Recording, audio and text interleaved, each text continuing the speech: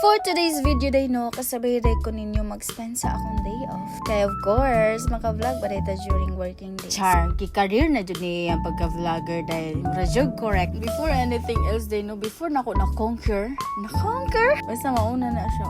Sa una no, kay di ko magawas nga ako ra isa binsan dira alang sa tindahan. Binsan doon la kay matindahan diri day kay mahadlok kay gihapon ko kay who knows. Maunsa daw kuno ko dira. But then na-realize na ko na kaya man gay nako sa una. Na kaya man gay nako mag-inusara dari. Nang dapat i-face jud nako ang reality nga ako ra nag-inusara, like ako ra jud. Mao nang as much as possible makaya nako maglaag-laag, enjoy nako akong sarili dari at kay ang life mango dari kay work lang jud pero me like matulog lang kag 8 hours or 7 hours lang jud ang tulog dari unang ug mahimo day mag day off ka puglaag jud bisan asa nimo gusto sa mga lugar na wala nimo naadtuan. And fast forward tano kay padulong day mi ani og simbahan. And first time gyud nako makaadto og simbahan dari nga kanang simbahan gyud nato. And first time na ako nakakita og Mama Mary Rebulto. And ang simbahan dari ade kay all Christians magsimba sa same Catholic na simbahan. Wala na nagamatter kung unsang religion nimo as long as Christian. Same ra og simbahan day. Ka-amaze lang no kay Muslim country pero naay Catholic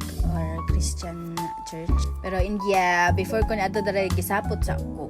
Pero fast forward na naabot na mi dara and kana nga time is sumana ang simbahan na. That's why naka-take na ko og picture. I mean video. And timing kaayo no kay pagawas na mo kay nag-sunset na pud. Like nice kay ang sunset dari ade kung dili lang jud init ang palibot no nagtungok na ko dira. Like makaingon na lang jud ka lang iya mahimong sun. Pero as of now tao lang sa tangan ning kamot sa laing nasod. Nice kaayo dira pero init lang lagi kayo ang palibot. Lamig kay magtungok dira kaprasan ng tao na nasa akong Lacarda. And naka-decide ko na moadto ko og Tower Cafe kay mag-inarya dito at bakit?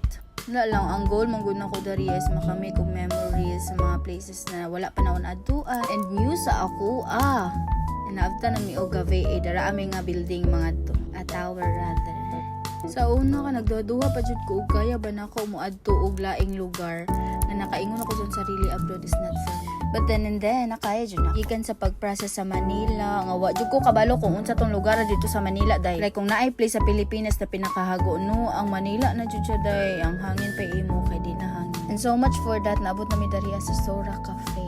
And wala lang ko laing gibuhat dira, nag-order lang ko og matcha as always. Favoritism ay ako sa matcha no. And nagmuni-muni lang. Like lami kay magmuni-muni dira hilom ang paligid. Tas pag down na ako kay gi-check sa nako ako ang ATM bayot kung naghihingalo na ba. And confirm hapit na siya mamatay. Gusto na lang ko mga sawag Aravo.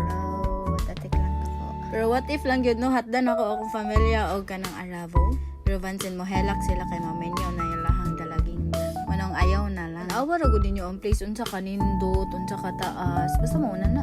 And nag-travel nami padulong paul. And kani bitaw nga place no kay mga bata diri man nakay day kay walay emotion. Like bisag gituyok-tuyok na sila tama no. Ilang nawong kay kanang study lang wala. And pagpauli na ako kay ginasamok-samok lang ako sa Ate Allen kay wala lang. Kusog kay ko mong-verset ana niya. Ug kung kami gyud ang sabay no kay sige rag pangaon kalas na kayo kwarta was na follows mafi follows kalas already. Mafi faida if mafi follows.